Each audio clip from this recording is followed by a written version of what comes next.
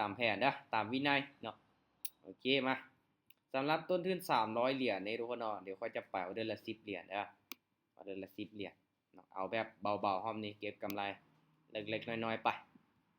ออเดอร์ใดที่เฮามั่นใจเฮาก็ออกเนาะออเดอร์ใดบ่มั่นใจเฮาก็พลาดเนาะบ่จำเป็นต้องออกทุกไม้เนาะบ่มีไผบังคับเฮาเนาะมาเดี๋ยวเฮามาเบิ่งนำกันโอเคทุกคนเนาะออเดอร์นี้จะเป็นออเดอร์แรกเด้อเพราะว่าสังเกตเบิ่งฮะ กลับต้องคำเนอะขาลงงามแท้นะเดี๋ยวมาเบิ่งน้ำกันได้ทุกคนเด้อสำหรับออเดอร์นี้ทุกคนเนาะถ้าว่าบ่มีอย่างเปลี่ยนแปลงเนาะมาเดี๋ยวค่อยจะตามซื้อบ้านนึงมามันค่อนข้างที่จะนิ่งเนาะลงสวนเทรดเบิ่งจักบ้าเนาะเดี๋ยวมาเบิ่งน้ำกัน เอ้าโอ้คือมันเทลงมาแห้งเด้โอ้ยทุกคนเนาะต้องคิดว่าสิพักตู้โอ้จวดลงมาแห้งแท้โอเคแสดงว่ายังบ่ฮอดฐานแนวรับมันทุกคนเนาะโอ้สังเกตเบิ่งแท่งเทียนตัวนี้เนาะโอ้นิ่งกิ๊บเลยอาจารย์มันหน้าวันนี้อาจารย์ฮะอาจารย์มันหน้าวันนี้แม่นโอเคสบายดีเด้อทุกคนเด้อมื้อนี้นี่เปิดมีตติ้งเทศแบบกระทันหันเนาะออเดอร์แรกบ่มานบ่วินซ้ำเนาะเอ้าปรับเงินนะทุกคนเด้อมาโอ้ออเดอร์แรกก็สวนเทรนไปคิดว่าสิพักตู้กราบทองคำเด้อมาเดี๋ยวมาเบิ่งนำกันออเดอร์นี้คือนิ่งแท้โอเคผ่านก่อนเด้อทุกคนเด้อออเดอร์นี้รอท่าแป๊บนึงรอท่าแป๊บนึงออเดอร์นี้นี่มักขายอยู่เนาะแต่ว่าเสี่ยงอยู่ไปเดี๋ยวมาเบิ่งนำกันเพราะว่าสังเกตเบิ่งเน็ตวอลลุ่มนี่ก็สีขึ้นเนาะแต่ว่าแท่งเทียนมันอยู่ต่ำเกินไปเนาะเราต้องรอท่าอีกจังหวะนึงเนาะให้แท่งเทียนมันขึ้นมาใกล้จุดนี้ก่อนโอ้ขึ้นเขียวออเดอร์นี้เนาะบ่เป็นหยังสังเกตเบิ่งดีๆทุกคนเนาะถ้าว่ามันเป็นแนวโน้มขาลงมาจังซี่เนาะถ้าว่ามันลงมายาวเนาะมันก็อาจที่จะพักตัวได้โอเคทุกคนเนาะเฮามาเบิ่งย้อนหลังเนาะถ้าสมมุติว่ามันลงมาแดงแล้วเนาะมันพักตัวเขียวปึ๊บเนาะถ้าแท่งนี้เด้อทุกคนเด้อถ้าแท่งนี้ลงมายาวเนาะและปิดเต็มเด้อแท่งนี้ลงมายาวแล้วปิดเต็มแล้วมีโอกาสเนาะมีโอกาสที่จะพักตัวเขียวได้เนาะมาโอเคทุกคนเนาะถ้าว่าบ่มีหยังเปลี่ยนแปลงเฮาจะตามซื้อเด้อตามซื้ออีกเฮ้ยอย่าฟ้าวขึ้นโอ้ทุกคนจงใส่ไว้บักยาวๆเนาะโอ้ยเดี๋ยวมาเบิ่งนำกันเนาะว่ามันจะขึ้นเขียวได้บ่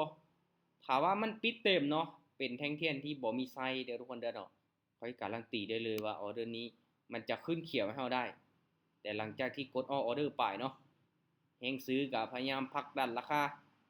ขึ้นไปจนเป็นแท่งเทียนแดงที่มีไส้ยาวๆจังซี่เนาะเอาขึ้นไปเขียวลูก3วิสุดท้ายเขียวบ่โอเคเรียบร้อยทุกคนเนาะเพราะว่าสังเกตเบิ่งแท่งเทียนนะทุกคนเด้อถ้าว่ามันลงมายาวเนาะถ้าเฮาเปรียบเทียบใส่อินดิเคเตอร์ตัวนี้เนาะ moving average Duo ทุกคนเนาะมันค่อนข้างที่จะห่างลงมาเนาะโอ้มาโอเคทุกคนเนาะถ้าว่ามันลงมาแฮงจังซี่เด้อมาเฮาตามซื้ออีกบ้านนึงก่อนออเดอร์นี้จัดซื้อขึ้นไปมีโอกาสที่จะสลับได้เนาะสลับเป็นแท่งเทียนเขียวได้เนาะเพราะว่าแท่งเทียนแดงนี่มันบ่ก่อตัวทุกคนเนาะถ้าว่ามันก่อตัวลงมาเป็นแดงน้อยๆเนาะอาจารย์ออกจากไม้แล้วออก3ไม้เด้อไม้ที่3ไม้นี้เด้อเนาะไม้ที่3ไม้นี้เลยเนาะเพราะว่าพลาดไปไม้แรกแล้วก็วินมาไม้ที่2กราฟของทองคำเด้อทุกคนเด้อเนาะสังเกตเบิ่งเส้นขีดตัวนี้เนาะเห็นบ่ขีดตัวเหลืองๆนี้เนาะถ้าว่ามันอยู่หลุมทองคำมันก็จะเป็นกราฟของทองคำเนาะโอเควินไปเนาะมาโอเคไปกันต่อส่วนหลายบ่ค่อยได้เทรดเนาะกราฟทองคำเนาะมาเอาเงินไปต่อเด้อทุกคนเด้อ10เหรียญคือเก่าเนาะพาดวินนี่แหละเนาะมาโอเคทุกคนเนาะออเดอร์นี้ถ้าว่ามันเป็น2เขียวโอเคมาขายบ้าน1เด้อทุกคนเด้อ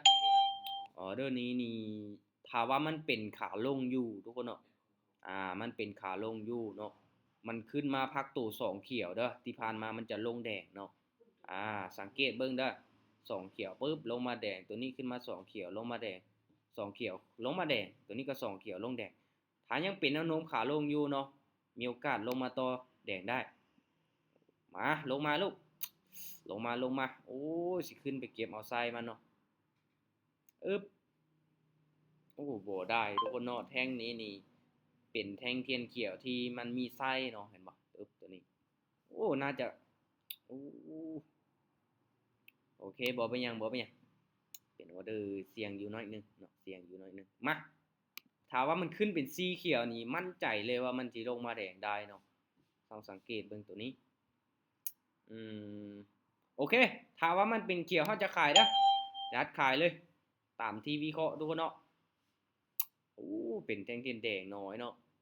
มาบ่มีหยัง ส่วนอาจารย์ส่วนเด้อ ตามได้ส่วนได้ทุกคนเนาะตามได้ส่วนได้เลยเนาะวิเคราะห์ไปน้ำกันเนาะมั่นใจในเทคนิคของตนเองเนาะมั่นใจในการวิเคราะห์ของตัวเองทุกคนเนาะเงินของเรายอมรับความเสี่ยงได้เรามั่นใจในตนเองเนาะได้เสียบ่ไปหยังทุกคนเนาะไปส่วนวินกะยินดีนะทุกคนเนาะก็บ่ได้ว่าหยังเนาะเห็นบ่โอเคมาแต่หลักๆบริหารทุนของตัวเองเด้อทุกคนเด้อเนาะเทรดตามก็ให้มีกำไรส่วนก็มีกำไรวิเคราะห์ไปนำกันเนาะมาพอดีว่าถ้าว่าสังเกตเบิ่งจุดนี้ทุกคนเนาะถ้าแท่งเทียนมันมีการเปลี่ยนแปลงนี่ก็มีโอกาสที่จะกลับตัวขึ้นไปแล้วเนาะมันลงมาตามแล้วเนาะมีโอกาสที่จะกลับตัวขึ้นไปโอเคออเดอร์นี้พันก่อนเด้อทุกคนเด้อเนาะเดี๋ยวเรารออีกไม้นึงก่อนถามว่าออเดอร์นี้เนาะที่จริงก็อยากตามขายลงมาอยู่เนาะเพราะว่าเขาขายไป2ไม้เนาะแต่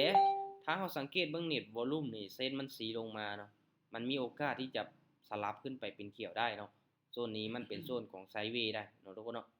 โอเคมาบอกไปยัง ตามคือเลยจ้ะ โอเคไผซื้อแล้วก็เสียเอาไผขายแล้วก็เสียเนาะโอ้ขึ้นงามเนาะเห็นบ่โอ้เน็ตวอลลุ่มได้ผลขนาดเนาะเน็ตวอลลุ่มได้ผลเนาะโอเคบอกไปยังมาปรับเงินเนาะตามสเต็ปกันคูณเงินตามแผนเนาะตามแผนโอเคมาสังเกตเบิ่งแท่งเทียนตัวนี้เด้อทุกคนเด้อถ้าว่ามันขึ้นมาเขียวสูงเนาะมันขึ้นมาเขียวสูงนี่แท่งนี้มันมีโอกาสที่จะลงมาแดงได้เนาะถ้าว่าขึ้นเขียวสูงเด้อเน็ตวอลลุ่มโอเคไหมขอตามขายบ้านนึงทุกคนออเดอร์นี้มาขึ้นมาเขียวจังซีนี่มีโอกาสสลับลงมาแดงได้โอเคตอนนี้ลงมาแดงงามๆให้เขาได้ละลงมายาวๆลูกลงมายาวๆตามประสบการณ์50 ปีออเดอร์นี้จังไดกวินโอ้ยมั่นใจทุกคนเนาะมั่นใจมาตามการวิเคราะห์ทุกคนเนาะเฮาวิเคราะห์แล้วเฮาก็จัดเลยเนาะอาจารย์กับน้ำมันงามอยู่ได้จ้ะแม่นปะตอนนี้เทรดกราฟของทองคำอยู่โอเควินนี่ยอดทุกคนเนาะตามประสบการณ์50 ปีมาอาจารย์ออกจากมาเนาะ ออกหลายไม้อยู่แล้วเนาะได้อยู่มาไปต่อเด้อทุกคนเด้อไปต่อเนาะออกไป6 ไม้แล้วเนาะ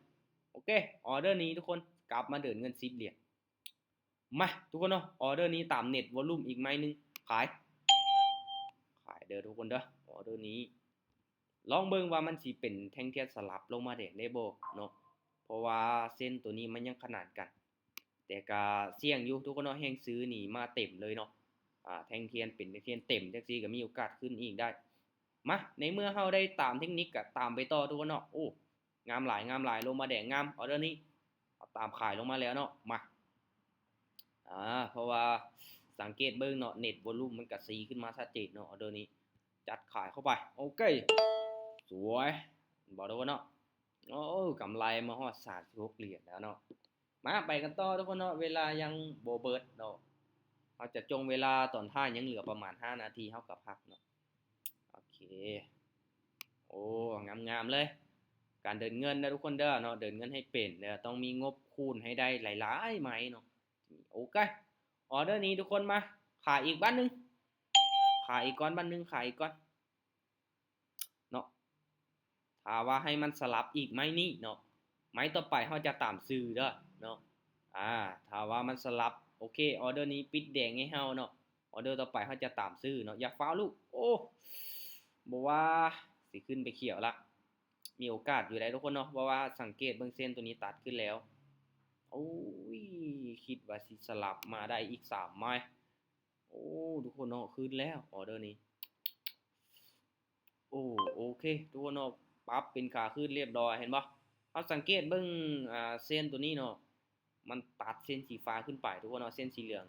เนาะ indicator moving average duo เนาะถ้าสมมุติว่าเส้นมันตัดปึ๊บนี่มันจะกลับตัวเป็นขาขึ้นเนาะเส้นมันตัดลงมามันจะเป็นขาลงเห็นบ่ปึ๊บ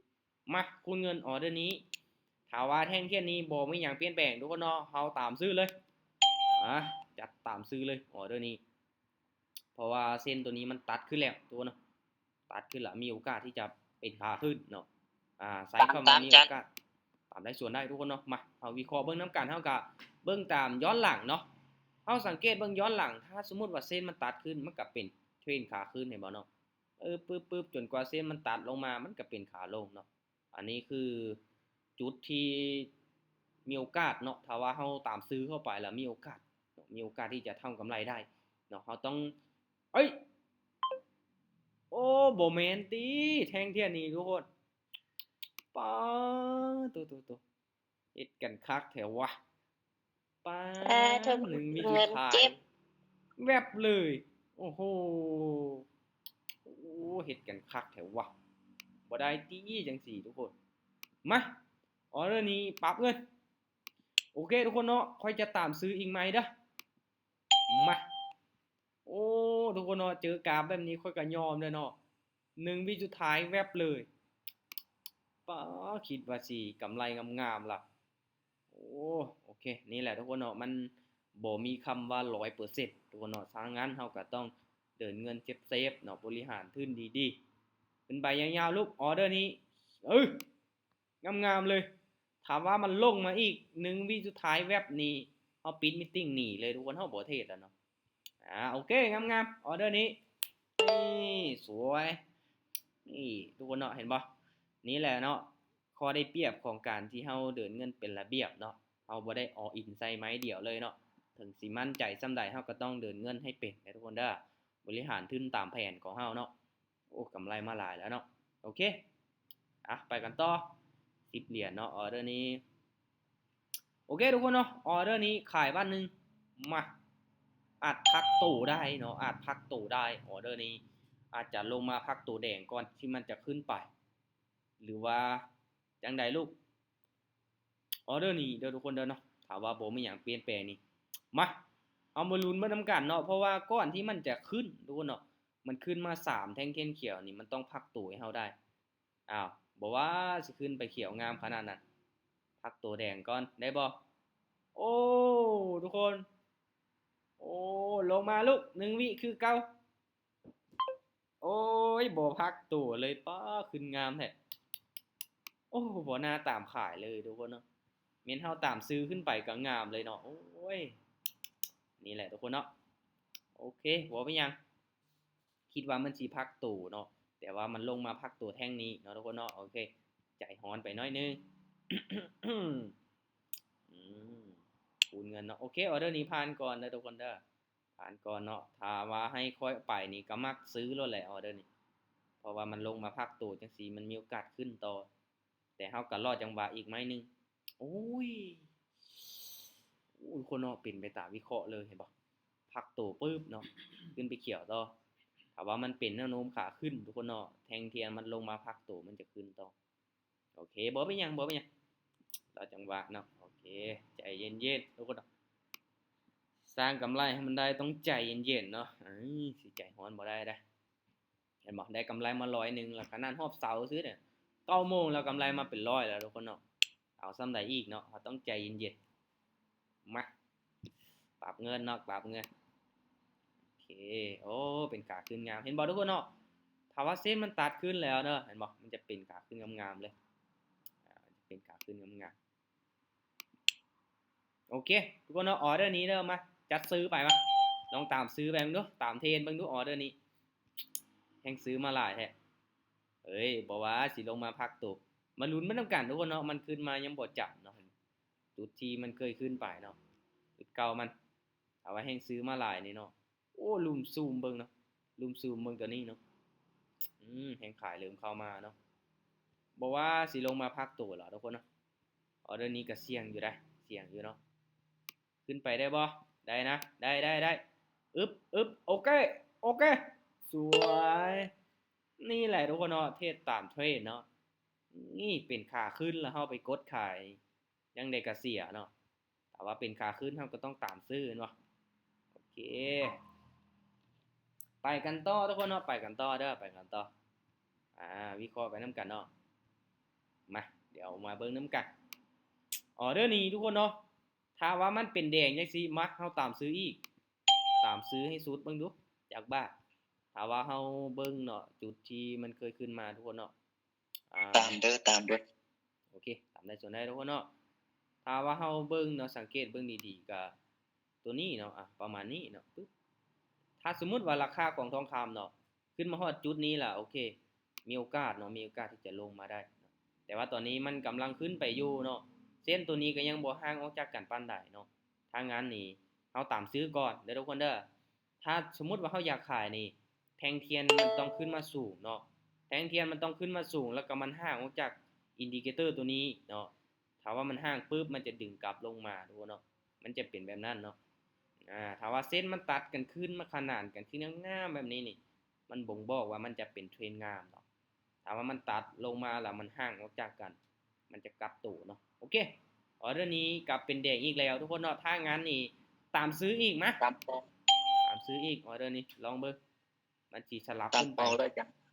ให้ตามเป้าแล้วก็พักเด้อทุกคนเด้อเพราะเองก็กำไรมาหลายแล้วได้เนาะกำไรมา20%โอ้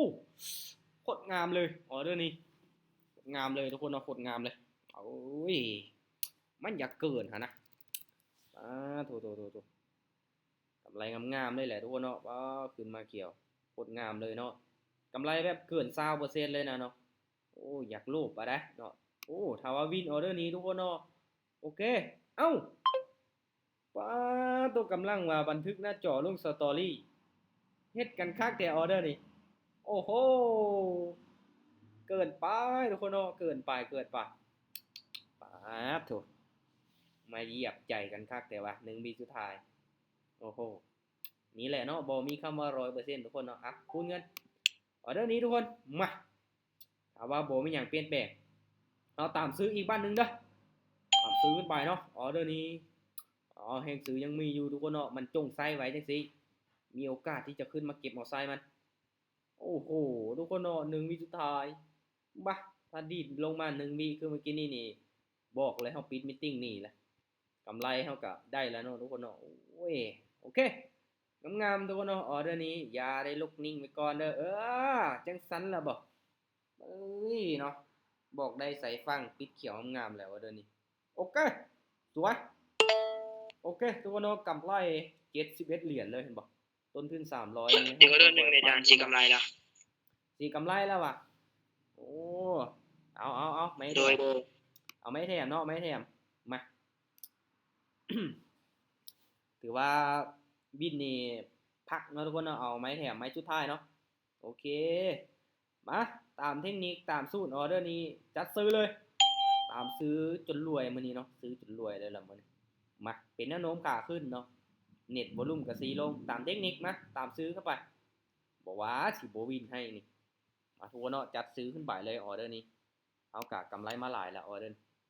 เห็นบ่กำไรตอนเช้าก็เบาๆเนาะโบจานดีขึ้นแล้วขึ้นแล้ววะจังใดก็เขียวงามไม่เฮาได้นั่นนึงมื้อนี้นี่มันมาดเลยมันเอาจังใดลูกปิดเขียวงามเด้ออ๋อเดี๋ยวนี้ขอเขียวละ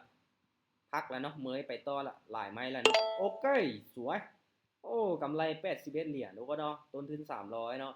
เอากะค่อยๆเทศเนาะไปไม้ละ10เหรียญ20เหรียญเดินเงินเป็นระเบียบตามแผนเนาะนี่แหละคือว่าคนมีวินัยทุกคนเนาะมีวินัยในการบริหารทุนของเฮาเนาะโอเคสวยกำไรงามๆทุกคนเนาะขอบเสากำไรไปเบาๆเลยมื้อนี้สุดยอดบ่ผิดหวังทุกคนเนาะบ่ผิดหวังคือเก่ามันมาเป็นจังไดทุกคนมีกำไรบ่มื้อนี้มีกำไรบ่ขายที่ตามที่สวนมีกำไรอยู่บ่บัดสุดท้ายพากันติดลบเหมือนนี่บ่เอาเด้หนู โอเคหลักๆก็ให้เทรดตามเทรนด์เด้อทุกคนเด้อเห็นบ่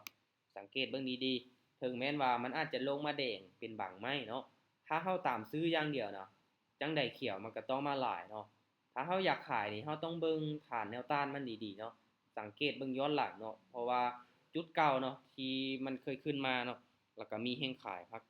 พักดันราคาลงมาเนาะเห็นบ่ตอนนี้มันก็เริ่มแล้วเนาะเริ่มมีแล้ว เพราะว่ามันก็ขึ้นมาสูงเนาะแล้วก็สังเกตเบิ่งเส้นตัวนี้ดีๆเด้อถ้าเส้นมันหักกระตัดกันนี่เฮาตามซื้อเนาะจนกว่ามันจะเริ่มโก่งเนาะเริ่มตัดลงมาเฮาจึงตามขายเนาะโอเคถือว่าสร้างกำไรได้ตามแผนตามเป้าหมายของเฮาทุกคนเนาะสำหรับรอบนี้โอ้เข้ามาศึกษาบวก2โอเคดีหลายทุกคนเนาะได้น้อยก็ถือว่ายังเป็นกำไรเนาะได้1เหรียญ2เหรียญก็โอ้ได้ค่าข้าวเปียกถ้วยนึงแล้วเด้เนาะโอเคเอาไว้ศึกษาโอเคทุกคนเนาะเอาสำหรับมีตติ้งนี้ก็ถือว่าเอาไว้เป็นกันนี้เนาะไว้เป็นรอบหน้าเนาะเดี๋ยวจะแจ้งลงไปมื้อนี้นี่กระทันหันเนาะมื้อนี้มีเวลาว่างหลายทุกคนเนาะอาจจะเปิดอีกรอบต่อไปตอนแรกเนาะทุกคนเนาะตอนแรกหรือว่าตอนดึกเนาะให้ทุกคนเข้ามาร่วมวิเคราะห์การนำกันเนาะโอเคทุกคนตั้งใจศึกษาเนาะทุกๆการลงทุนมีความเสี่ยงให้ทุกคนศึกษามันดีๆเนาะนำเงินเย็นมาลงทุนเด้อเนาะโอเคสำหรับรอบนี้บ๊ายบายทุกคนเนาะขอบใจทุกคนที่เข้าร่วม